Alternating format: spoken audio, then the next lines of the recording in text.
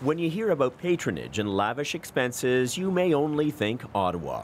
But sometimes it can rear its head in unlikely places, like Sarnia, Ontario. For decades, this bridge that links Sarnia to Michigan was managed by a small Crown corporation called Blue Water Bridge Canada. Anne Gray was appointed a director by the Harper government in 2007. Her husband, Robert, was a political organizer for the Conservatives. In her 5 years on the board, an unpaid position, she attended 3 international transportation conferences, presumably to learn more about bridge building.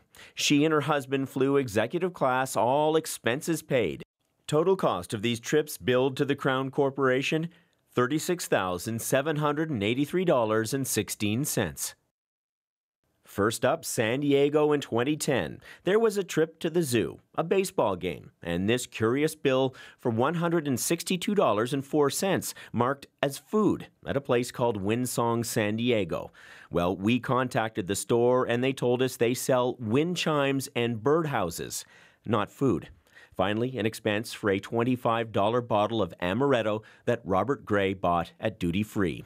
Total cost for this trip, $9,513.96.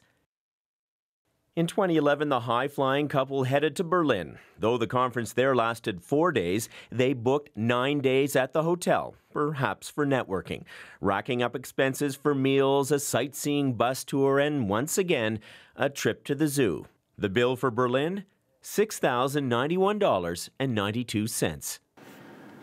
We contacted Anne Gray to ask her to explain these expenses. She wouldn't agree to an on-camera interview, but over the phone, she said these expenses were justified and authorized by the board. Well, you also have to realize that we serve without compensation. I'm taking my free time and doing this to make myself a better director.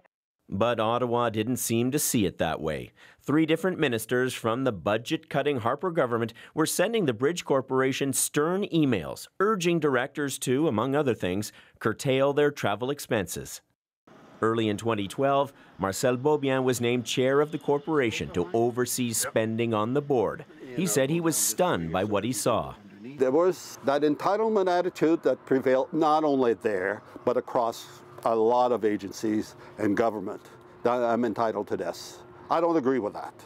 By October 2012, the Harper government made the decision to replace Anne Gray, but not before one last trip, this time to a transportation conference in Austria, an 11-day trip for her and her husband, courtesy of the Canadian taxpayer.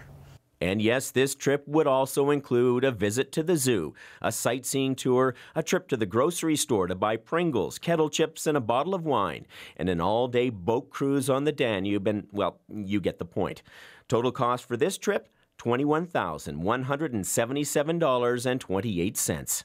According to the board's minutes, directors, quote, reluctantly approved these expenses, but they were approved nonetheless. Beaubien admits he could have stopped the Grays from going on the trip, maybe even should have, but he didn't. And remember, I'm doing this. You're not paying, the taxpayer is not paying me. I'm doing this with my own free time, you know? So consequently, how many battles do you want me to fight for nothing?